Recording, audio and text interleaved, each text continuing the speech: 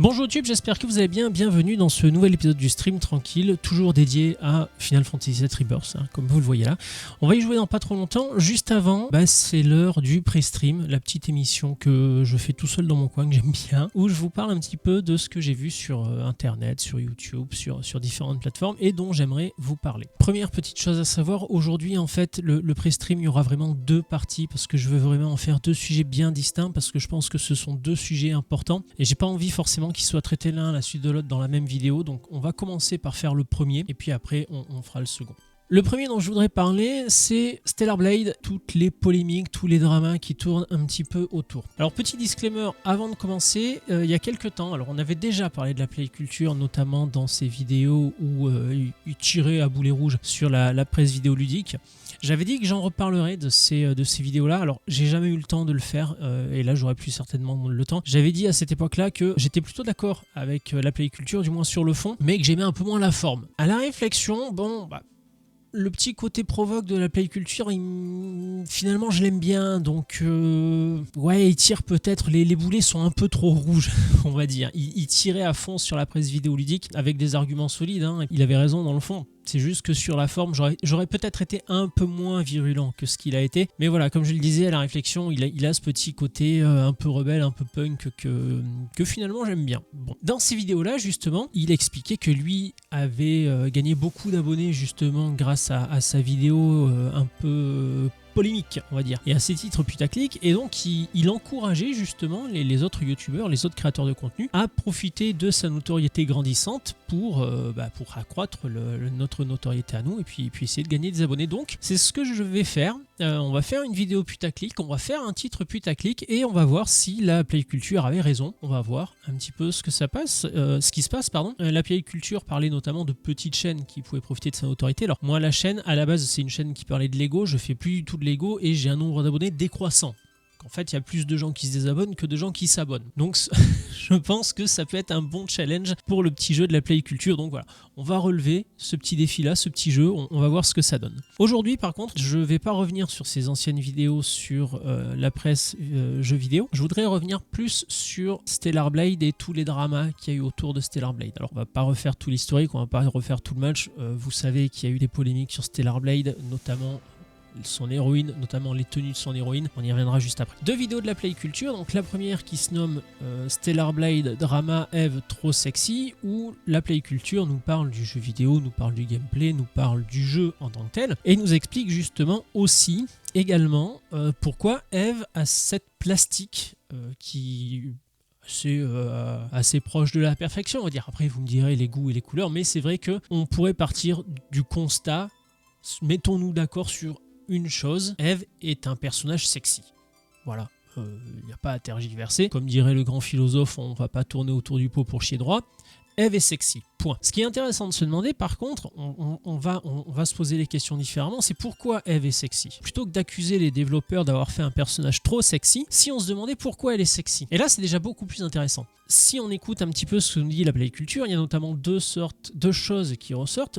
La première, c'est que le jeu nous balance à la gueule dès le début du jeu que Eve est un ange tombé du ciel pour sauver l'humanité. Quelle représentation peut-on se faire d'un ange à part un être parfait? Donc déjà, premier point sur pourquoi Eve a cette plastique assez parfaite, parce que c'est un ange tombé du ciel. Donc voilà, elle est parfaite, c'est un ange, point barre. La deuxième chose dont parle la play culture et que je trouve très intéressant, c'est aussi que le rapport à la sexualisation ou la sexualisation dans le jeu vidéo est très différente en Corée qu'au Japon qu'en Occident. C'est vrai que quand on prend un JRPG par exemple ou un jeu japonais de manière générale, à part certains jeux vraiment fanservice, je pense notamment, c'était quoi, il y avait une série de jeux Dead or Alive sur le beach volley, des trucs comme ça. Bon. Là voilà, on est vraiment sur des jeux très particuliers, mais sinon, de manière générale, c'est vrai que les Japonais nous ont plutôt habitués à être assez pudiques, à part, comme je le disais, sur certains jeux bien spécifiques, et c'est vrai que les Japonais nous ont habitués à une certaine pudeur. Il ne faut pas oublier que Stellar Blade n'est pas un jeu japonais, Stellar Blade est un jeu coréen, et en Corée, alors là encore une fois, je reprends les mots de la play culture, je vous mettrai tous les liens en description bien évidemment, mais la sexualisation est totalement différente. Les mœurs, la relation au jeu, la relation à la sexualisation dans le jeu est totalement différente en Corée qu'en Occident ou qu'au Japon. Donc ça c'est aussi intéressant de se dire que si l'héroïne est sexy, c'est peut-être parce que son créateur ou ses créateurs n'ont pas le même rapport à la sexualisation que nous. Je trouvais ça intéressant. Vous me direz ce que vous en pensez dans les commentaires, mais déjà ces deux justifications-là à elles seules, pour moi, suffisent à justifier pourquoi Eve est sexy. Point. Puis quand bien même, pourquoi est-ce qu'on est toujours obligé de remettre en question telle ou telle chose parce que ça plaît pas à certaines personnes? Je comprends pas. Il y a, à force de vouloir plaire à tout le monde, on finit par plaire à personne. Et c'est ça qui se passe. Et c'est notamment... Alors ça, je ne sais plus par contre. Je crois que c'est plus dans sa deuxième vidéo qu'il en parle. Attendez. Deuxième vidéo qui est celle-là. Les woke censurent nos jeux vidéo. Dans cette vidéo-là, la Play Culture dresse un tableau plutôt négatif de l'évolution du jeu vidéo entre les jeux vidéo d'avant et les jeux vidéo de maintenant. C'est pas question de dire que c'était mieux avant. C'est juste qu'avant, on avait conscience qu'un jeu vidéo restait un jeu. C'est un jeu, c'est pas réel, c'est fictif. C'est un univers dans lequel on se plonge pour oublier un quotidien un peu morose peut-être. Donc ça sert à quoi de vouloir tout censurer si c'est pour faire des jeux aussi chiants que la vie qu'on a à côté? Il y a des gens qui s'évadent en allant au cinéma, il y a des gens qui s'évadent en lisant des livres, il y a des gens qui s'évadent en faisant du macramé, je m'en fous, et il y a des gens qui s'évadent dans le jeu vidéo. Pourquoi censurer un moyen d'évasion? C'est ça que je comprends pas. Les gens ont parfaitement conscience qu'un jeu est un jeu. Je vous encourage, j'en parle régulièrement de Lusty, mais comme le dit Lusty souvent, le jeu vidéo ne rend pas violent, le jeu vidéo ne rend pas misogyne. Le jeu vidéo n'altère pas quelqu'un. C'est juste un moyen de s'évader. Donc pourquoi le censurer? Peut-être une petite idée, mais elle va pas plaire. Et si ce n'était que de la jalousie? Uniquement de la jalousie. Comme le dit la Play Culture. Parce que je voudrais retirer encore une fois sur l'ambulance, je crois que c'est IGN qui avait sorti un truc absolument délirant, comme quoi les créateurs du jeu n'avaient jamais vu une femme, que c'était un stéréotype de femme parfaite pour geek. Enfin, il avait sorti des immondices, c'était ignoble. IGN, comment dirais-je, le head office, IGN, le chef, le grand IGN Monde, c'était justement désolidarisé de IGN France en disant que les propos d'IGN France n'engageaient que. Et je sais plus si c'est IGN ou IGN France qui s'était fendu d'un mot d'excuse en disant qu'ils n'avaient pas voulu heurter les machins, ceci, cela. C'était horrible. Parce qu'il y a une chose importante à se rappeler, c'est que la jeune fille qui incarne Eve à l'écran, c'est cette demoiselle.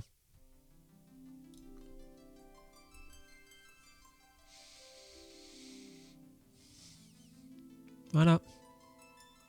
C'est Eve. Donc, dire que les créateurs du jeu vidéo n'avaient jamais vu une femme... bon. Et pour ceux qui trouveraient que Eve a une plastique un peu trop avantageuse, je suis désolé. Oui, c'est une jolie fille. Oui, elle a des formes. Oui, elle est bien foutue. Qu'est-ce que vous voulez que je vous dise à part ça? C'est une jolie fille, point. Elle est sexy quand elle veut être sexy. Elle incarne Eve dans un jeu vidéo. Elle est un personnage sexy, point. Pas à tortiller du cul pour chier droit, encore une fois. Donc pourquoi vouloir censurer ça? C'est la vision du créateur. Qu'elle vous plaise pas, c'est une chose. Vous avez le droit de pas aimer. Mais foutez la paix à ceux qui aiment. Et arrêtez de vouloir imposer votre morale et vos jugements. C'est pas parce que vous n'aimez pas, c'est pas parce que vous avez décidé que ça c'était pas bien, que c'est pas bien. Vous faites pas figure d'autorité dans ce domaine-là. Qui peut juger de savoir si quelqu'un est sexy ou trop ou pas assez ou... Je veux dire, Eve, c'est cette fille-là. Eve, elle a voulu être représentée comme une femme parfaite avec une plastique parfaite. Les créateurs du jeu ont trouvé une fille sublime avec un corps proche de la perfection. Ils en ont fait une héroïne, point.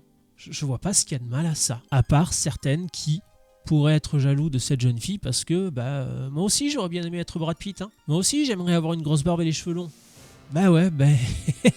On n'a pas toujours ce qu'on veut dans la vie et surtout on n'est pas toujours foutu comme on aimerait être foutu. Mais c'est pas grave.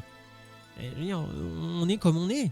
C'est pas la peine d'être jaloux, pas la peine de vouloir censurer quelque chose sous prétexte que ça ne vous plaît pas à vous. Donc voilà, j'ai beaucoup aimé les deux vidéos de la Play Culture. J'ai peut-être un peu dérapé là sur la fin. Je vais reprendre mes notes. Il y a juste une chose, oui, la Play Culture en parle dans sa deuxième vidéo. Il y a quand même quelque chose d'assez dramatique qui est en train de se produire avec Stellar Blade. Ça s'était déjà produit avec Atomic Heart. La Play Culture en parle notamment dans sa vidéo. Dans les deux cas, ce sont de bons jeux, avec des partis pris, certes. Alors, comme je le disais, on est d'accord, on n'est pas d'accord, c'est une chose, mais c'est votre avis. C'est pas la vérité absolue, ce n'est que votre avis. Point, ça s'arrête là. Donc malheureusement, ce sont deux bons jeux, Stellar Blade et Atomic Heart, qui ont souffert de campagnes de dénigrement, si je peux dire, de la part de certaines personnes qui, sous couvert de bien-pensance, disent aux gens « Non mais ça c'est mal, tu ne dois pas faire ça ». Sous quel prétexte ? Je sais pas, j'ai pas compris. Parce que Atomic Heart, c'est pareil, on a une sexualisation du jeu vidéo, on a les deux poupées mécaniques, on a le frigo. Alors c'est un jeu que j'avais commencé, j'avais pas eu le temps de le finir parce que beaucoup de jeux qui sortent en même temps, donc il faut voir. C'est vrai que le jeu, il y a beaucoup de sexualisation dans le jeu. Et je veux dire, c'est les créateurs qui ont décidé que le jeu était comme ça. Si ça vous plaît, c'est bien. Si ça vous plaît pas, c'est pas grave. C'est-à-dire, vous faites pas chier un réalisateur parce qu'il y a une scène de cul dans son film. Et donc ce qui est grave là-dedans, c'est que ces deux jeux qui ont souffert de campagnes de dénigrement, ça fait que maintenant certains créateurs ont peur. Ont peur justement de dépasser certaines limites, de froisser les susceptibilités de personnes un petit peu trop susceptibles quand même des fois. Donc les créateurs se brident, les créateurs font tout pour rentrer dans un petit moule chiant à mourir que personne leur a imposé à part les 4 connards du fond qui gueulent. Et c'est dramatique. Parce qu'il faut pas oublier que les gens qui gueulent, les gens qui disent ouin, elle est trop sexy, ouin, ça c'est raciste, ouin, ça c'est cela, ça reste des minorités. C'est des gens qui sont minoritaires. Le seul truc, c'est qu'ils gueulent très fort.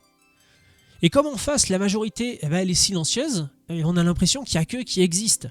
Sauf que non. Ça représente une minorité qui a son importance, attention. Quand je dis minorité, je veux exclure personne, loin de là. Mais c'est juste que c'est pas parce qu'une minorité dit que ça c'est blanc, ça c'est noir, c'est la vérité.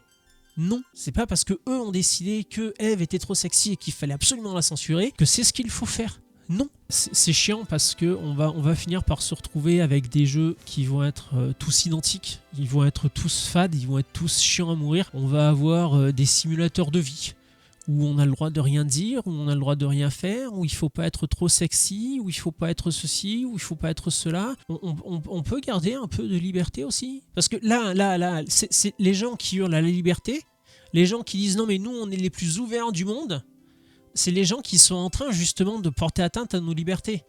Alors, pour le commun des mortels, ça paraîtra peanuts, une liberté d'expression dans le jeu vidéo, mais c'est important. Parce que derrière les jeux vidéo, il y a des créateurs qui veulent faire passer un message, qui veulent faire un jeu pour que les gens s'amusent, qui ont une idée qu'ils veulent transmettre. Et il y a les 4 connards du fond qui disent ouin, elle est trop sexy, habille-la. Bah non, je suis désolé, non. Dans la deuxième vidéo de la Play Culture, au début il prend l'exemple de Doom. Alors bon, c'est pas de Doom, de Duke Nukem. C'est pas le meilleur Duke Nukem qu'il ait choisi, mais par contre il est parfait pour imager le propos de la Play Culture. C'est-à-dire qu'à cette époque-là, les gens savaient qu'un jeu vidéo, comme je le disais, c'était juste un jeu. Donc oui, c'est vulgaire, oui, c'est ceci, oui, c'est cela, mais c'est un jeu. Le jeu, l'un des jeux les plus vendus du monde, on en parle de GTA V ? Parce que GTA V, tout ce qu'on fait dans le jeu, c'est pas ultra légal non plus. Et là, tout le monde ferme sa gueule. Alors c'est pas loin de moi l'idée de vouloir dire que GTA était un mauvais jeu et que non, GTA V est un excellent jeu. Bon, Take-Two abuse peut-être un peu là ces derniers temps, mais ça reste un bon jeu. Et c'est un jeu où on fait de mauvaises actions, mais c'est pas grave, ça reste un jeu. Eve est sexy, c'est pas grave, c'est un jeu. Le jeu vidéo rend pas raciste, rend pas violent, rend pas sexiste. Donc il faut absolument arrêter avec ça. Donc merci à la Play Culture pour ces vidéos, parce que ça fait du bien de voir un petit peu des gens qui commencent à gueuler justement, notamment dans le milieu du jeu vidéo, parce que justement t'as les 4 connards du fond qui, sous couvert de bien-pensance, sous couvert de je sais pas quoi, voudraient t'interdire ceci, voudraient t'interdire cela. Non, la liberté d'expression c'est pour tout le monde. C'est pas seulement pour vous qui pensez détenir la vérité, c'est aussi pour nous, les gens qui veulent s'amuser avec des bons jeux, et c'est aussi pour les développeurs et les créateurs du jeu vidéo qui veulent nous offrir un bon divertissement. Si vous voulez vous faire chier dans votre coin, allez jouer au démineur. Ah, c'est pas sexiste le démineur. C'est pas sexy, pardon, le démineur. Mais au moins vous serez pas emmerdé. Et puis si vous en avez marre du démineur, allez, pouvez-vous faire un petit solitaire. Par contre, attention, le solitaire, il y a des dames. Et malheureusement, elles sont en minorité. Parce que le roi et les valets... Bref, je m'égare un petit peu. Je crois que c'est tout ce que j'avais à vous dire. Encore une fois, donc comme je le disais, allez voir les 2 vidéos de la play culture. Les deux sont vraiment intéressantes. Les deux parlent de Stellar Blade, mais abordent le sujet de manière différente. Allez voir la première en premier, la deuxième, bien évidemment en deuxième, parce qu'elles ont un ordre et il y a une logique derrière ça. Donc respectez-le. Deux très bonnes vidéos. N'hésitez pas à aller vous abonner à la play culture, à le soutenir, et n'hésitez pas à me dire en commentaire ce que vous en pensez, parce que je serais vraiment curieux d'avoir l'avis des gens. Là, je suis vraiment premier degré, parce que pendant très longtemps, j'ai fait partie de cette majorité silencieuse qui disait ouais, bah les couilles. Mais au bout d'un moment, bah non, pas bah les couilles, parce que ça commence à casser les couilles, justement, de toujours entendre les mêmes, de toujours les entendre gueuler, de toujours les entendre pinailler pour des conneries. Ça fait chier. Donc, marre de faire partie de la majorité silencieuse. Alors, pas marre de faire partie de la majorité silencieuse, juste marre d'être silencieux, parce que justement ça me casse les couilles de voir ce genre de conneries sortir. Des journalistes qui te disent que des développeurs ont jamais vu une femme de leur vie alors que le modèle de leur jeu vidéo est juste magnifique. Avoir des nanas qui te disent mais c'est sexiste, alors que je suis désolé, si l'héroïne est sexy, c'est parce que les créateurs l'ont voulu sexy et que le modèle est sexy. Point. C'est tout, c'est comme ça. Et ça me fait chier parce que, comme je le disais, de plus en plus de créateurs se brident et on va se retrouver avec tous des jeux chiants qui vont tous se ressembler les uns les autres et ça va être infernal. Je crois que je me répète, donc on va en rester là pour cette première partie du pré-stream. YouTube, c'est tout pour cette vidéo. Je vous fais un gros bisou et je vous dis donc à la prochaine dans le deuxième pré-stream d'aujourd'hui, puisqu'il y a un deuxième sujet que j'aimerais beaucoup évoquer. Et puis sinon, vous pouvez me rejoindre soit sur Twitch quand j'y suis, soit sur la chaîne secondaire pour voir les rediffs de jeux vidéo. Je vous fais un bisou et je vous dis à bientôt. Ciao!